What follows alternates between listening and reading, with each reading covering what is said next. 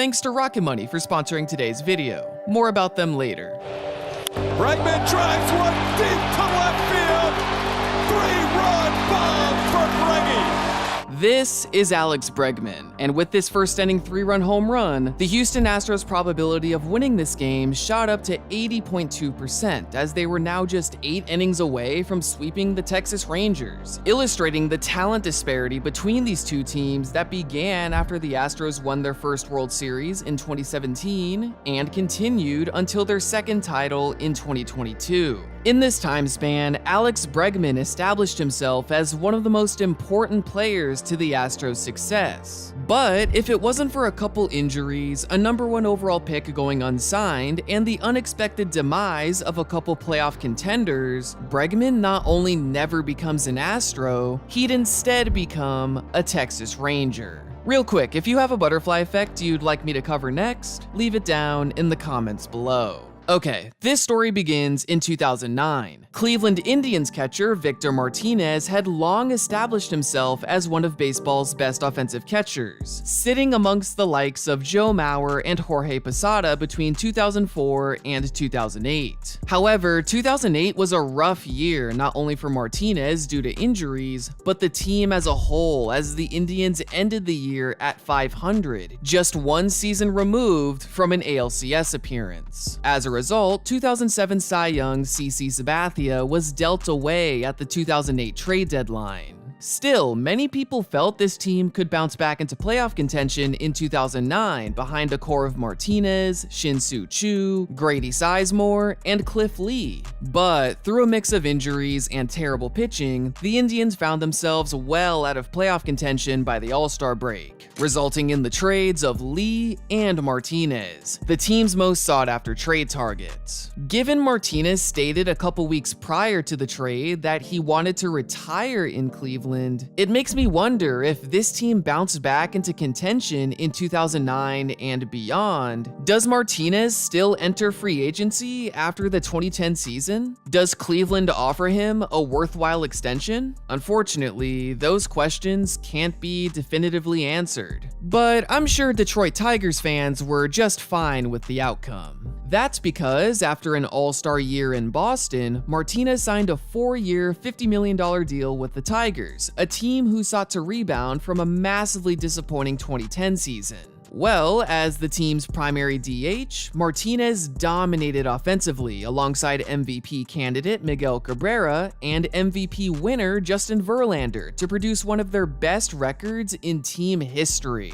Unfortunately, they lost to the Rangers in the ALCS. But with the core this team possessed, it was evident that they were destined for greatness. But then, everything changed. Now, I want to quickly pivot to today's sponsor, Rocket Money. Taking control of my financial future has become very important to me over the past year, and that's where Rocket Money comes in to help. Rocket Money is a personal finance app that allows you to manage subscriptions, lower bills, build custom budgets, and grow your savings all in one place. Personally, I love that Rocket Money gives me a clear picture of my spending habits, which allows me to build budgets for my short-term and long-term spending. Also, Rocket Money safely and securely identifies recurring charges and can even cancel your subscriptions in the app with just a couple taps. All in all, Rocket Money has helped save its customers an average of $720 a year, with over $500 million in canceled subscriptions. So, join the over 5 million members using Rocket Money and take control of your finances today. Go to rocketmoney.com/Stark Raving to get started for free. Link is in the description. Opening day, Detroit, baby.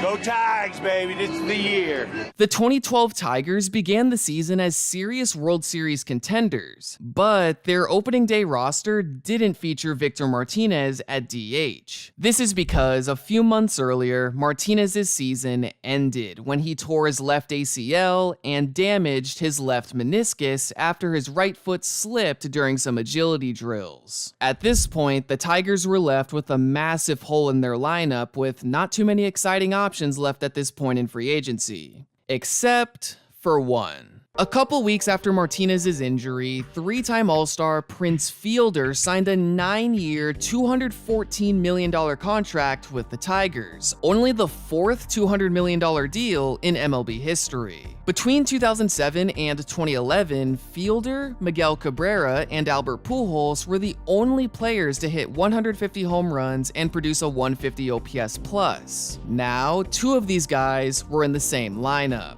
So, how did this happen? Well, upon receiving news of Martinez's injury, GM Dave Dombrowski consulted with team scouts and evaluators to find short-term replacements. Veteran names like Hideki Matsui and Raul Ibanez popped up, but never Prince Fielders, as nobody believed they could sign him. Enter Mike Ilitch, the Tigers' longtime owner who had no problem expanding the budget to fit team needs. I'd feel a lot better if we could just totally solve the void. Then when Martinez gets back, I think we'll have a very, very explosive team. If Martinez never gets injured, Fielder never becomes a Tiger, nor do they rank as one of the league's top 5 spenders. Unfortunately, despite these expenditures, the Tigers lost the 2012 World Series and 2013 ALCS. Also, no one knew it at the time, but the Prince Fielder era was about to come to an end. 1 month after the 2013 season ended, Prince Fielder was traded along with $30 million to the Rangers for All-Star second baseman Ian Kinsler. This deal addressed many issues for both teams. The Tigers filled their need for a second baseman and gained much-needed financial flexibility to restructure their team, ultimately signing closer Joe Nathan and re-signing reigning two-time MVP Miguel Cabrera. As for the Rangers, the loss of Kinsler meant former #1 prospect Jurickson Profar now had a starting role, and the addition of Fielder at a price slightly cheaper than his full contract added a much-needed power bat to a Rangers team desperate to prolong their playoff window following 2 straight underwhelming seasons. 3 years prior, the Rangers were just 1 strike away from winning their first championship, and they were desperate to rectify their shortcomings before their playoff window came to an end. Unfortunately, 2014 was not their year. 1-1. Drill to left field. That ball is up. That ball is way back, and Ian Kinsler comes back home with a long ball. Did he wave at the double? I think he did. Just a little, how you guys doing over there? In 2014, the Tigers won 90 games, while the Rangers produced their worst record in 3 decades. What happened? Injuries. A plethora of injuries. This team needed to use an MLB record 64 players just to get through the season. Prince Fielder was one of these injured players, but his injury was much more severe than most. A herniated disc in his neck, resulting in season-ending neck surgery.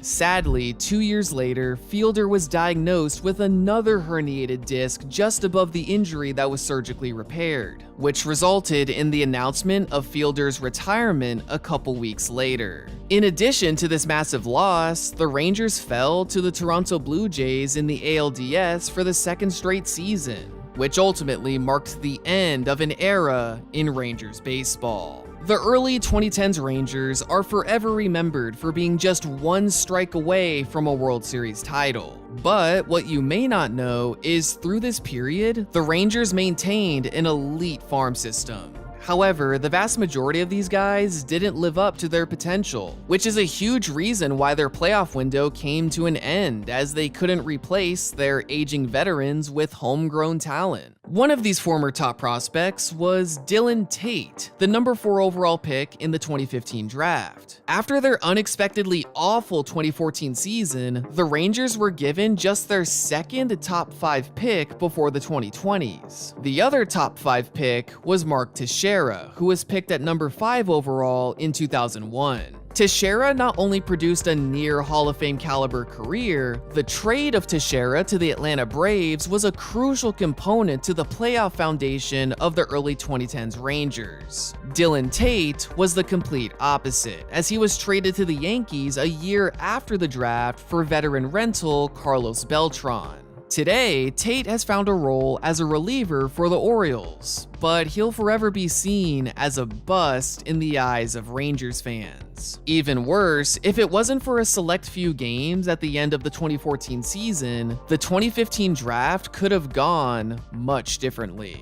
On September 5th, 2014, Rangers manager Ron Washington resigned due to personal reasons, resulting in bench coach Tim Bogar becoming interim manager. At the time, the Rangers had maintained the league's worst record since August 30th, a title they held through September 11th, where they held a 5-game lead for the #1 overall pick. But then, the Rangers started winning, and they kept on winning more and more games, ultimately going 13-3 in their final 16 games. As a result, they ended the season with the league's 3rd worst record, giving them the 3rd overall pick. However, because the Houston Astros failed to sign 2014 #1 overall pick Brady Aiken, they were given the 2015 #2 overall pick as compensation, moving the Rangers from 3rd to 4th overall as a result. The 2015 draft class didn't feature a consensus #1 pick, but shortstops Dansby Swanson, Alex Bregman, and Brendan Rodgers stood out the most. Ultimately, these guys were all selected in the top 3, leaving the Rangers with Dylan Tate at #4. However, if the Rangers never underwent that late season winning streak, they would have remained at #1 overall. While it's not clear if the Rangers ranked Swanson over Bregman, they definitely preferred Bregman over Tate. So given the Rangers wanted to draft a college player, that late season winning streak prevented the Rangers from drafting one of the draft's 2 best college hitters, Swanson and Bregman, the 2 best players from the draft in terms of WAR. Also, rubbing a bit of salt in the wound, right after Tate was selected at #4, the Astros also held the 5th overall selection. Who did they select? All-star outfielder Kyle Tucker. Fast forward to 2023, and all 3 of these players have championships. However, like the home run I showed earlier, the story doesn't end there.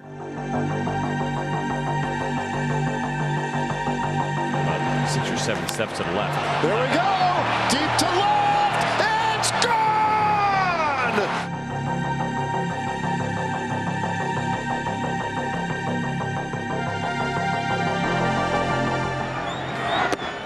It's the Texas Rangers win the World Series! Fortunately for the Rangers, the result of the 2015 draft doesn't matter anymore, as they won their first championship in 2023. Still, this story shows how something seemingly inconsequential can affect the future. From the downfall of the late 2000s Indians, to Victor Martinez's injury, to the story of Prince Fielder, to the Rangers' 2014 late season winning streak. If one of these storylines didn't happen, the range of differing outcomes concerning players' careers and individual team seasons are endless. And ultimately, that's the beauty of the butterfly effect.